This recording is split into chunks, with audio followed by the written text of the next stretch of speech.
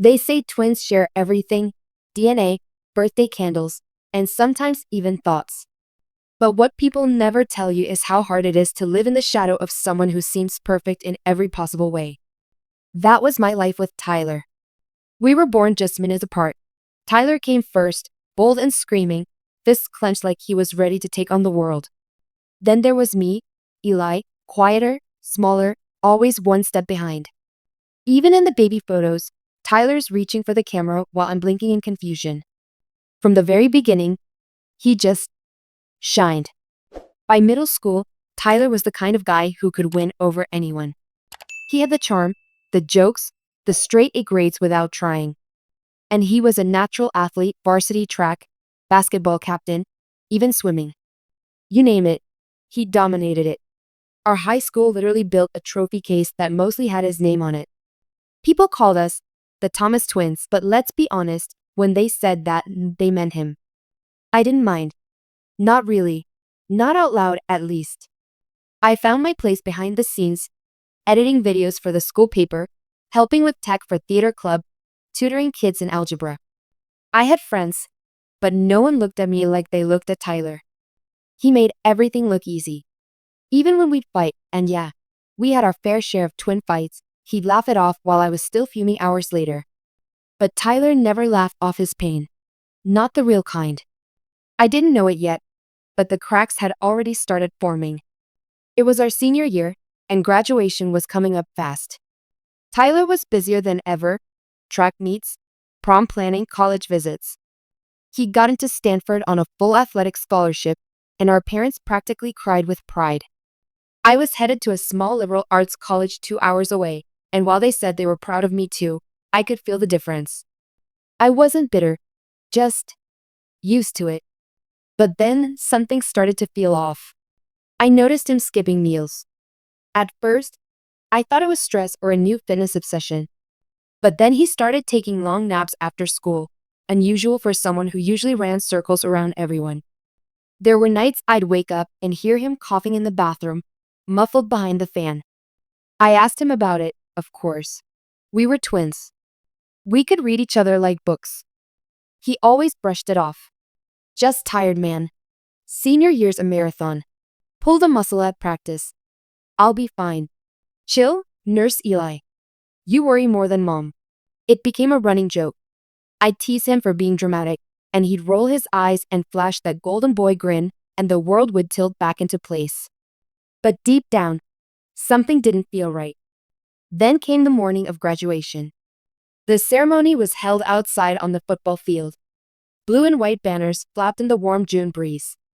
Families were crowded in the bleachers with flowers and cameras. I should have been excited. We both should have. We made it. It was supposed to be our moment. Tyler looked pale, sweaty. His hands trembled slightly when he fixed his cap. I nudged him. You good? Yeah, he said, voice strained. Just nervous. But Tyler never got nervous. Our principal began reading names. The crowd cheered as students crossed the stage one by one, tassels swinging. When they called Tyler Thomas, the entire stadium erupted. He stood tall, smiled, waved like a movie star, then turned to walk down the steps. That's when it happened. He staggered. And then he dropped. At first, I thought he tripped. Maybe he slipped. But when he didn't get up, when the cheers turned into gasps and people started shouting, I froze. I ran to him.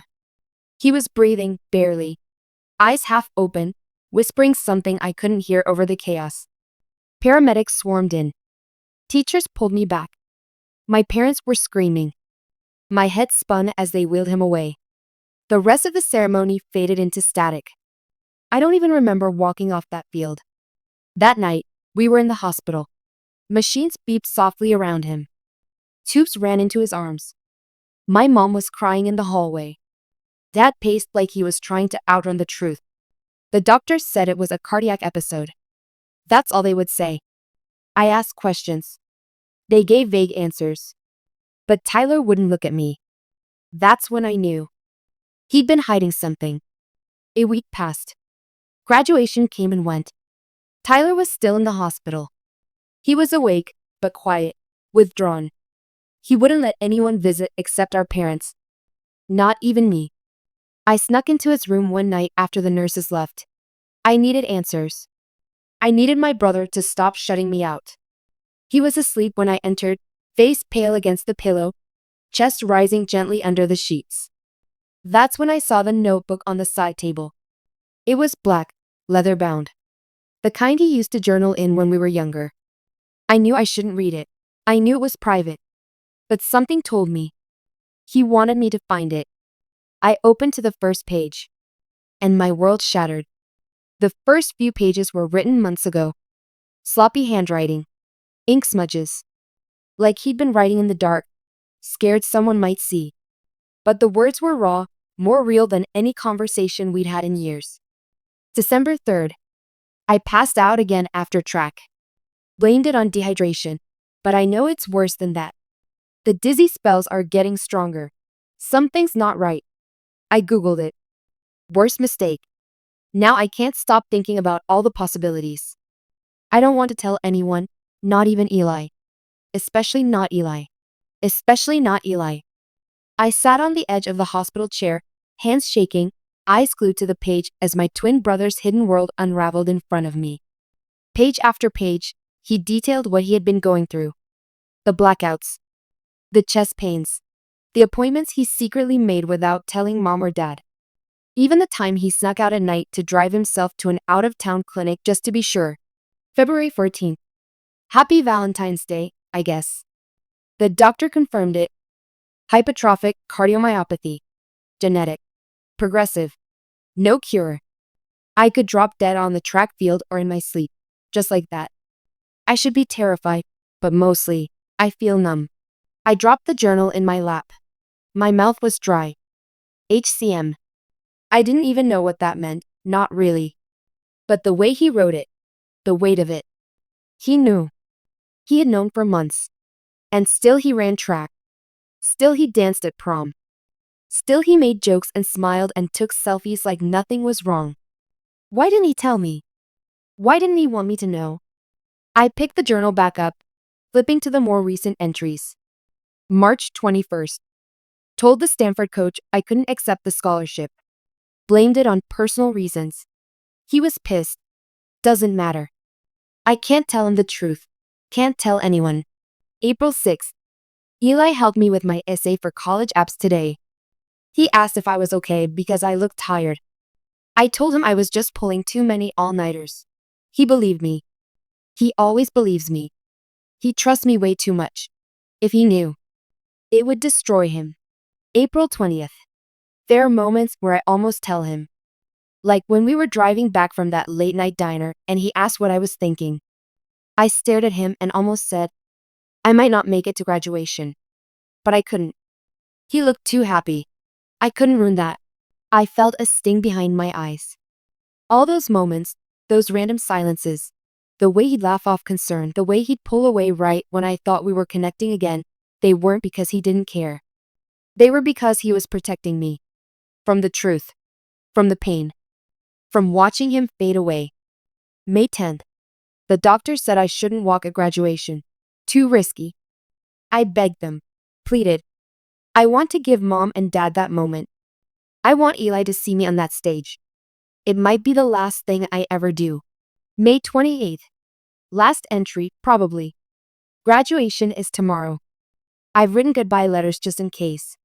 I don't think I'll need them, but who knows. If Eli finds this journal, I'm sorry. I just wanted you to remember me the way I was. Strong. Alive.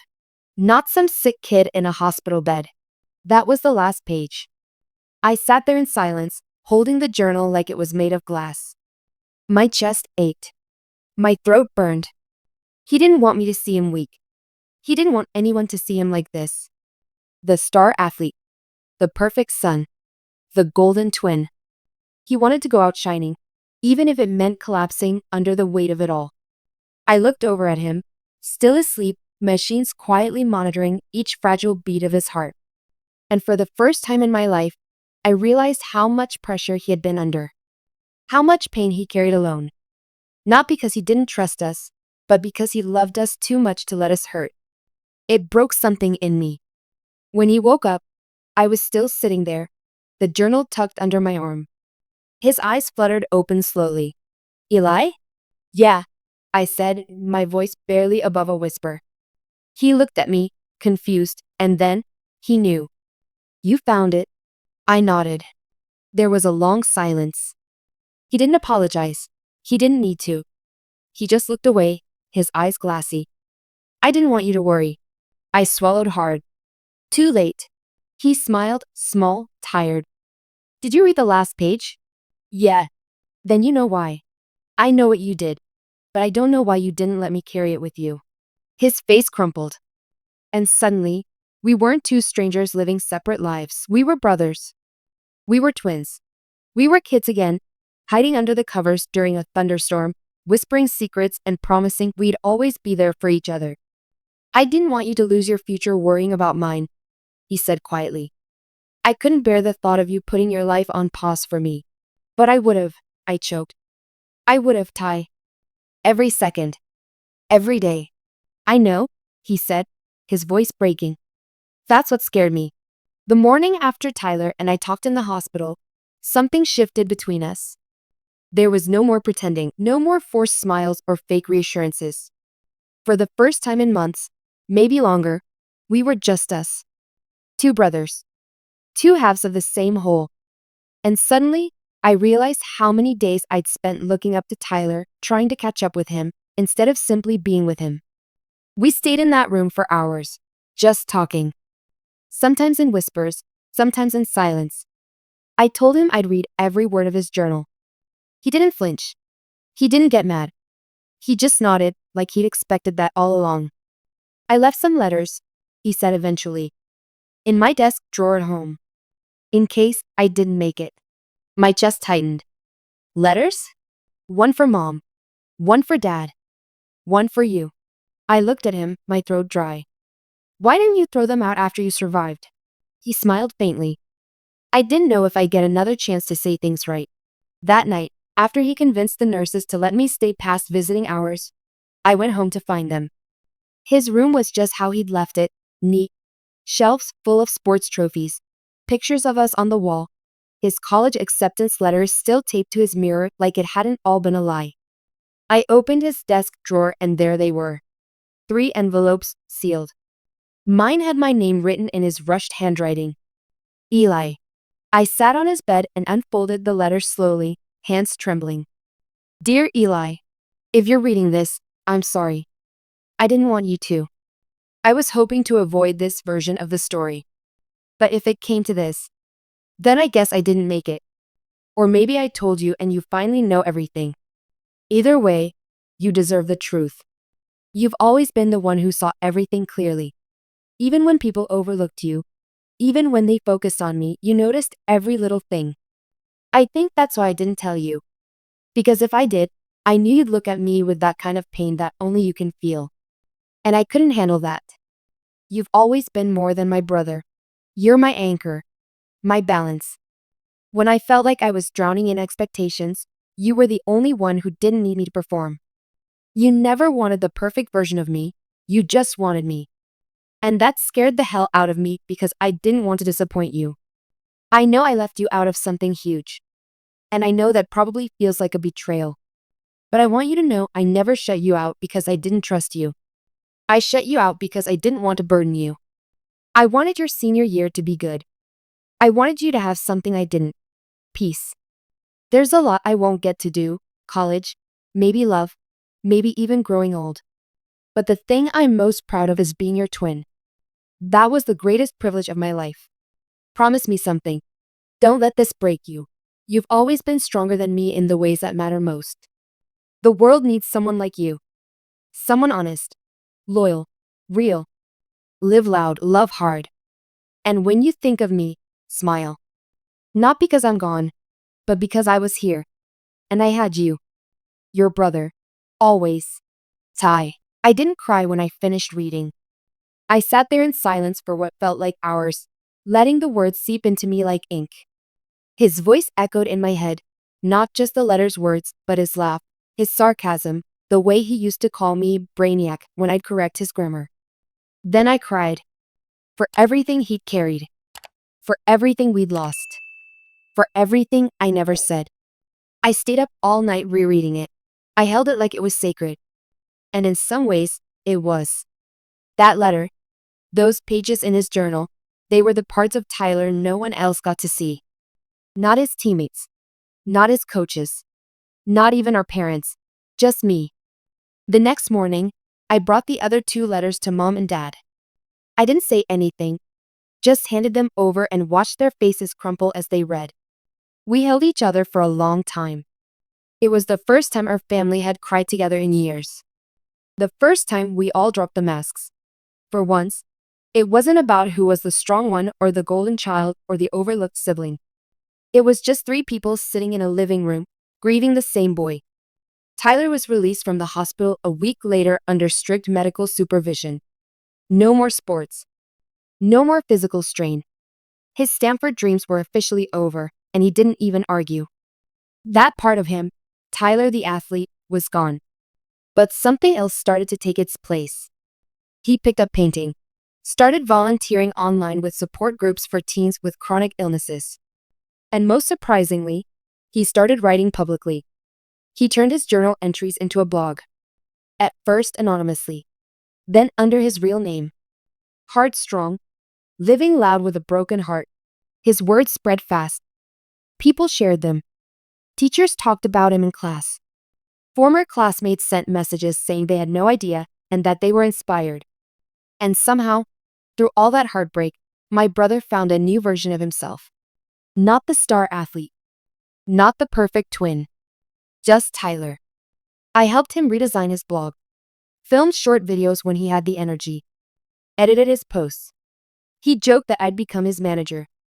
But I was just doing what I always did, standing behind him, making sure he had everything he needed. Only now, he finally let me stand with him. Not behind. Not in the shadows. But side by side. As the weeks passed, life changed in small but undeniable ways. Tyler's room, once a cluttered shrine to trophies and medals, became something softer. His track shoes stayed untouched by the door. His Letterman jacket hung limp in the closet. But his desk? It bloomed with color, paintbrushes, art pads, books on cardiology, a camera he used for vlogging when he felt up to it. His blog had gone viral after a popular health advocate shared one of his posts titled, "How to be the strong one without faking a smile." He wrote about pain, about fear, about masculinity and how no one talks about boys being scared. He wrote about how dying young doesn't feel poetic, it feels lonely. He even wrote about me. There was one line that stopped me cold the first time I read it. My brother Eli has always been the quieter one. But he's the reason I never completely broke.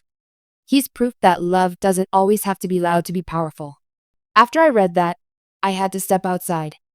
I stood in our backyard, breathing in the humid summer air, wondering how many things we had left unsaid over the years simply because we assumed we had time. Because when you grow up with someone, especially a twin, you take time for granted.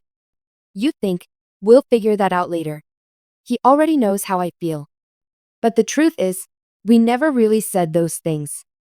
Not until it almost became too late. We started going on short walks together. I'd watch him closely, noticing every wince, every pause. He pretended he didn't see me watching. But I knew he knew. That was our unspoken deal now. I wouldn't push, and he wouldn't lie. One night, we sat on the hood of Dad's old truck under a sky full of stars. It was quiet except for the chirping of crickets and the occasional bark of a neighbor's dog. "I've been thinking," Tyler said suddenly. I looked over. "About what?" "About how much I pretended to be okay. Even before I got sick." I tilted my head. "What do you mean?" "I mean, I wasn't just hiding the illness. I was hiding everything. The pressure. The fear of failure. The fear of letting everyone down. It didn't start when I got diagnosed. It just got worse." He looked at me, eyes dark but clear. "I let being the strong one become my whole personality. And I didn't even realize how trapped I felt until my body gave out." I nodded slowly. "You don't have to be that guy anymore." "That's the thing, Eli," he said softly. "I don't want to be. I want to be real. and I want people to see that it's okay to not be perfect. That was the night he asked me to help him speak at our school. Speak about what? I asked. About what it's like to hide your pain. About how many kids are walking around carrying silent battles. He smiled faintly. And about how your twin brother will totally kill you if you keep trying to carry it all alone. We laughed, and I agreed. The school counselor arranged a special assembly. Word got out, and the auditorium filled faster than anyone expected. Students, teachers, even parents came, some out of support, others out of curiosity. After all, not long ago, Tyler Thomas had been the high school hero who collapsed on stage. Now he was coming back, not to reclaim glory, but to tell the truth. He sat on stage in a simple chair, mic clipped to his collar, hands trembling slightly in his lap. I stood beside him, not behind, not in front, beside. When he started speaking, the room went silent. I used to think being strong meant never asking for help, he began. I used to think that if I smiled hard enough, ran fast enough, and kept winning, no one would notice how scared I was. He talked about his diagnosis, about hiding it, about the weight of everyone's expectations. But he also talked about the moments in between, the ones no one saw. Like throwing up before practice because he was too dizzy to run. Like crying in his car after a doctor's appointment. Like writing goodbye letters to his family the night before graduation. And then he talked about me. My brother, Eli, saved me. Not with a dramatic rescue or some heroic gesture. He saved me by being there. By seeing me when no one else did. By letting me fall apart and never once treating me like I was broken. I felt the room turn toward me. It wasn't embarrassment that made my face burn, it was gratitude. For the first time in my life, I wasn't the quiet twin or the invisible one. I was just me, seen, heard. After the speech, students came up to us crying. One guy admitted he'd been struggling with depression for 2 years. A girl said her dad had a heart condition and she'd never talked about it until that day. Even some teachers teared up. Tyler turned his pain to power. Not for fame, not for sympathy, but to make sure no one else felt alone the way he had. That night, back home, he looked at me as we sat on the couch eating popcorn and watching reruns of The Office. I'm not scared of dying anymore, he said quietly. I turned to him. Why not? Because I finally feel like I've lived. Not as the kid with perfect stats. Not as the guy everyone expected me to be. Just as myself. And that's more than I thought I'd ever get. By the end of that summer, everything had changed, but not in the ways I expected. Tyler was still sick. That didn't go away. Some days were okay. He could paint, write, even go on short outings. But other days, he couldn't get out of bed. His body was unpredictable. Fragile. But his spirit? That had never been stronger. The school invited him back as a guest speaker at the fall welcome assembly. They'd added a mental health and resilience unit to the curriculum, and Tyler's story had become the spark behind it. What had once been whispers in the hallways, "Did you hear what happened to Tyler Thomas?" had turned into conversations that mattered. And people started seeing me differently, too. It wasn't that I suddenly became popular or had some movie montage glow up. It was quieter than that. More genuine. Teachers started asking my opinion in class. Kids who barely acknowledged me before started saying hi in the halls. My college counselor asked if I considered writing about Tyler in my application essays. I did. Not because I wanted pity points, but because his story was mine too. We were twins. Two pieces of a shared life. In early October, something happened that I still struggle to talk about. It was a normal Tuesday. Or at least, it started that way. Tyler had been having chest pain the night before, but he told Mom it was just tightness. He insisted we go to school. Said he didn't want to be treated like glass. He stayed home to rest. Said he'd catch up on his blog. Around 1 p.m., I got a call from Mom. She'd come home early from work and found him unresponsive. By the time I got to the hospital, it was already too late. His heart had stopped. And this time, it didn't start again. I don't remember much after that. Just flashes. The way Mom screamed in the air. The way Dad stared at the wall like he was trying to rewind time. The way I clutched Tyler's hoodie so tightly that the sleeves tore at the seams. He was gone. Just like that. The boy who made everyone laugh. The guy who made everyone believe in second chances. My brother. My twin. The funeral was a blur. Hundreds showed up. Students, teachers, coaches, neighbors. People who never even met him but had followed his blog. They told stories. They cried. They wore his school colors, blue and silver. They called him a warrior, a light, a beacon of courage. I just called him Tyler. I gave the eulogy. I didn't want to at first. But Mom said, he would have wanted you up there. So I stood in front of all those people and told the truth. I told them how Tyler used to stay up late playing video games just to keep me company after nightmares. How he once forged Mom's signature on a field trip form so I wouldn't miss out when I forgot to turn it in. How he could make anyone feel like the most important person in the world. But I also told them this. Tyler was strong, yes. But not because he ran fast or jumped high. He was strong because he loved. Deeply. Quietly. Fiercely. And he was brave enough to carry the heaviest burden of his life with grace and humor, even when it was crushing him from the inside. After the service, I sat by his grave for a long time. The wind rustled through the trees, and I swear, for a second, I could hear his voice. Don't cry for me, Eli. You gave me peace. You gave me home. I pulled out the last letter I ever wrote him. It wasn't planned.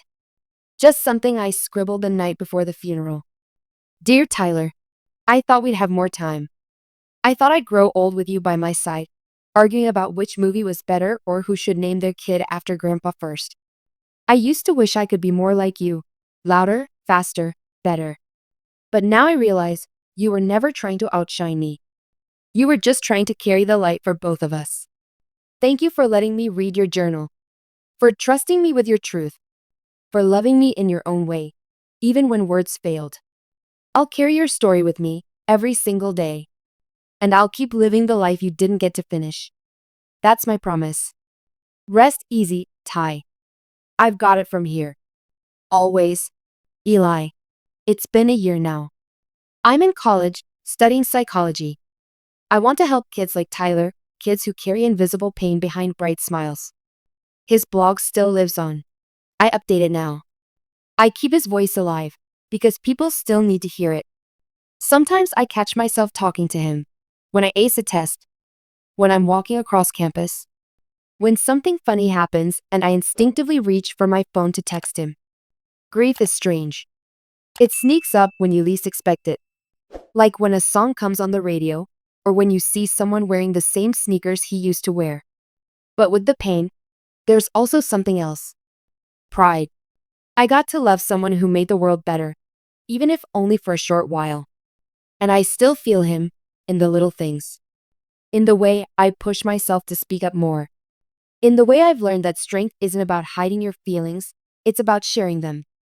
In the way I smile now, not because I'm okay, but because I'm grateful. He didn't die with regrets. And I refuse to live with them. I used to be the quiet twin. But now, I tell our story. Because Tyler gave me his voice. And I'll never stop using it.